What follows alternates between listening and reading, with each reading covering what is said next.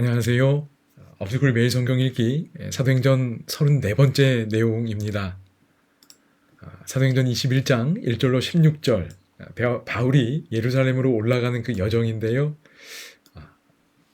누가 생각나는지 또 바울도 누구를 생각하며 올라갔을지 좀 함께 좀 생각해 보면 좋겠습니다. 여러분, 첫 번째 질문입니다. 밀레도에서 여기 에베소 장로들 또 설교했던 그 장소지요. 이제 예루살렘까지의 남은 여정을 서술하는 것이 여기 1에서 16절 단락의 내용입니다. 대략 한 800여 킬로미터의 긴 여정인데요. 여러 경유지가 있었지요. 그래서 그 경유지를 중심으로 크게 세 단락으로 나눌 수 있습니다. 그럼 어떻게 나눌 수 있을까요? 네. 첫 번째는 1절에서 6절입니다. 밀레도에서 어디까지 이르게 되냐면 두로까지 이르게 됩니다. 원래 가이사랴로 바로 가면 가장 빠를 텐데 아마 배편이 없었는지 두로에 들리게 됩니다. 뭐 또 다른 이유가 있었는지 모르겠습니다. 그리고 7에서 14절은 이제 두로에서 어디로 가게 되나요? 그렇습니다. 이제 가이사랴까지 가게 됩니다. 그리고 세 번째는 15, 16절이지요. 가이사랴에서 예루살렘에 드디어 들어가게 됩니다. 여기에 어떤 에피소드들이 있는지 간단하게 좀 보겠습니다. 두 번째 질문입니다. 두로와 가이사랴에서 어떤 에피소드가 있었나요? 여러분 성경 보시면 여기 잠깐 좀 보겠습니다. 여기 일정을 여러분 여기 밀레도에서 이제 떠납니다. 그렇지요? 밀레도에서 예루살렘으로 가는 겁니다. 여기 1절에 보면 배를 타고 고스에 갔다고 되어 있으면 여기 고스 여긴 것 같고요. 이튿날 로도에 이르러 여기 로도입니다. 그죠? 작은 섬들 이렇게 이어가는 걸 보게 됩니다. 거기서부터 1절 뭐라고 그러죠? 바다라로 가서 그러니까 지도를 꼭 보시기 바랍니다. 여기가 바다랍니다. 여기로 여기 이제 여기 해안 지역이겠지요. 그리고 거기서 베니게로 건너가는 배를 만나서 타고 갑니다. 여기 베니게가 여기 두로와 시돈 이쪽이 베니게지요. 그래서 가이사랴로 직접 가는 배가 없었는지 두로로 가게 됩니다. 그래서 여기 이제 두로에 도착하게 되고 그 다음에 두로를 떠나 항해를 합니다. 그래서 배편으로 다시 여기 돌레마이라는 곳에 이르게 됩니다. 그리고 돌레마이에서 아마 가이사랴는 뭐 이렇게 도보로 가지 않았나 싶습니다. 이 기록상은 도보로 가게 되고 그리고 거기서 다시 예루살렘으로 가게 됩니다. 매우 긴 여정입니다. 이제 다시 여기 옵니다. 그럼 두로와 가이사랴에서 어떤 에피소드가 있었습니다. 그럼 두로에서 어떤 에피소드가 있었지요? 맞습니다. 여기 3절에 이제 두로에 상륙합니다. 그 4절에 보면 이레를 그곳에 머뭅니다. 그런데 그때 그 두로의 제자들이 성령의 감동으로 바울더러 이야기하지요. 무슨 얘기하지요? 예루살렘에 들어가지 말라 하더라. 그냥 한 얘기가 아니고 성령의 감동으로 이야기했습니다.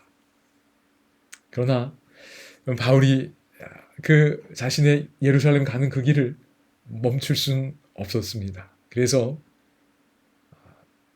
바닷가에서 무릎 꿇어 기도하고 서로 작별하고 보냅니다. 그리고 이제 가이사랴로 돌레마이에 이르고 또 그곳에서 하루 있다가 가이사랴에 도착하게 됩니다. 8절에 보면 전도자 빌립의 집에 들어가 머뭅니다. 그런데 그때 여기 10절에 보면 여러 날 머물렀는데 아가보라 하는 한 선지자가 유대로부터 그곳에 옵니다.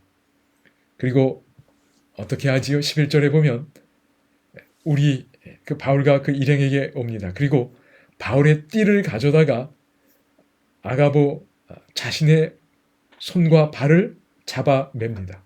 그리고 뭐라 그러지요? 행동화된 비유입니다.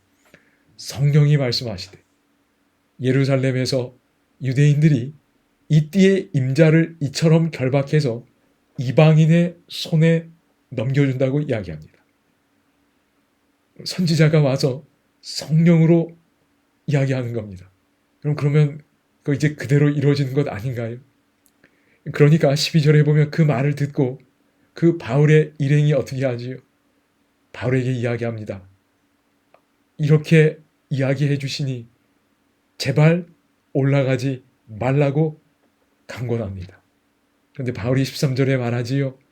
어찌하여 울어 내 마음을 상하게 하느냐. 그러니 이 일행들이 정말 진심으로 이야기하는 제발 가지 맙시다.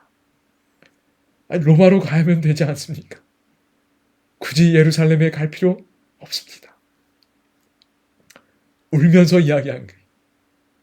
그런데 바울이 그 길을 멈출 수가 없었나 봅니다. 그래서 뭐라 그러지요? 나는 주 예수의 이름을 위하여 결박당할 뿐 아니라 예루살렘에서 죽을 것도 각오했다고 이야기합니다.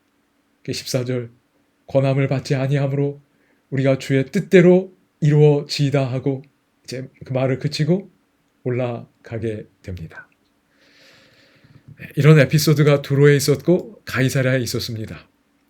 예루살렘에서 어떤 일이 일어날지를 말해주었고 또 주변 사람들은 만류했을 겁니다. 그러나 바울은 끝내 그 길을 포기할 수가 없었습니다. 여러분, 예루살렘으로 올라가는 바울의 모습은 예루살렘에서 고난받으셨던 예수님의 모습을 떠올리게 합니다. 어떤 점들이 비슷하나요? 여러 가지가 있을 수 있는데요. 여러분, 일단 명절에 맞춰서 올라갑니다. 그렇지요? 예수님은 6월절, 여기 사도 바울은 오순절에 맞추어서 올라갑니다. 명절에 맞추어서 올라가요. 예루살렘에 수많은 유대인들이 모일 것입니다. 그 다음에 고난에 대해 어떻게 하지? 고난을 미리 알고 있었습니다. 예수님도 그분에게 닥칠 고난을 알고 있었고 바울도 성령께서 계속 미리 알려주시는 겁니다. 고난이 기다리고 있는 곳으로 올라가는 거예요. 여러분 마음이 어떨까요? 그 다음에 고난을 피하라는 제자 및 동료들의 권면, 이야기가 있었습니다. 피하십시오. 올라가지 마십시오. 그러나 멈추지 못했습니다. 그리고 여러분 고난의 방식도 비슷합니다. 어떻게 되지요? 유대인들이 결박하고 그리고 이방인에게 넘겨줍니다. 그리고 기도도 비슷했어요. 예수님도 겟세마네 동산에서 아버지의 뜻대로 되기를 원하나이다라고 자기 뜻을 내려놓고 굴복하셨습니다. 여러분 바울도 그리고 바울의 그 동료들도 어떻게 하지요? 14절에 아까 봤지요. 우리가 주의 뜻대로 이루어지이다 하고 그쳤다 그랬어요. 그 고난의 밤 기도도 비슷해요. 주의 뜻대로 이루어지이다. 어떤가요? 너무 비슷하지 않나요? 우리도 이렇게 예수님을 떠올리게 되는데 바울도 분명히 예수님을 생각하면서 예루살렘에 올라갔을 것입니다. 선교하는 내내 바울이 다메섹 도상에서 나타나셨던 그 예수님과 더 가까워졌지만 예루살렘으로 올라가는 그 길에서 그는 예수님 생각 더 많이 했을 것이고 더 가까워졌으리라 생각이 됩니다.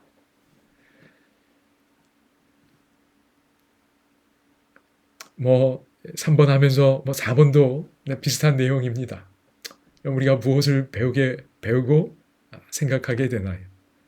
오늘 우리 삶에서도 이렇게 예수님을 닮아가는 구체적인 어떤 모습이 있으면 참 좋겠습니다. 정말 미미한 부분일지라도 내가 이게 예수님하고 점점 비슷해지네. 뭔가 상황이 비슷해지고 있어. 이런 바울이 로마로 가고 싶었지만 이 길을 걸어가면서 예수님을 더 많이 닮고 예수님의 마음 더 많이 품으면서 로마로 가게 되었으리라 생각이 됩니다. 오늘 우리 삶에도 이런 모습 또 경험 하나님께서 주시기를 소망합니다. 그래서 오늘 찬양은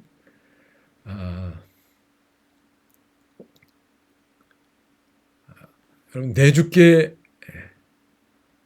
내 주를 가까이 함, 뭐 그런 찬양 같아요. 거기 보면 이런 찬미 가사가 있습니다.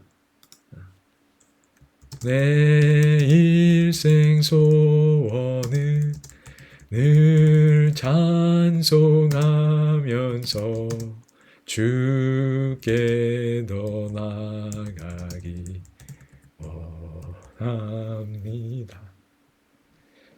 여러분 성공이 우리의 목표가 되지 않고 그냥 예수님 더 가까워지면 되지 않을까요? 그런 태도와 정신으로 살아가면 일의 결과 또한 하나님께서 이루어 주실 줄로 믿습니다. 영어 잠목에 이런 표현이 들어갑니다. near, 더 가까이인데 nearer. 예수님과 더 가까워지는. 바울은 예루살렘에 올라가면서 아마 이런 경험 더 깊이 했으리라 생각이 됩니다. God is on the move. 그죠? 하나님이 움직이시고 계십니다. 특별히 우리 예수님 고난이 기다리는 예루살렘으로 올라가셨어요. Church is on the move. 교회도 움직입니다. 근데 바울이 보여주는 건 그 고난이 기다리는 그곳으로 성령의 이끄심을 따라 올라가는 모습입니다. 우리 주님께 더 가까워지는 우리의 삶이 되기를 소망해 봅니다.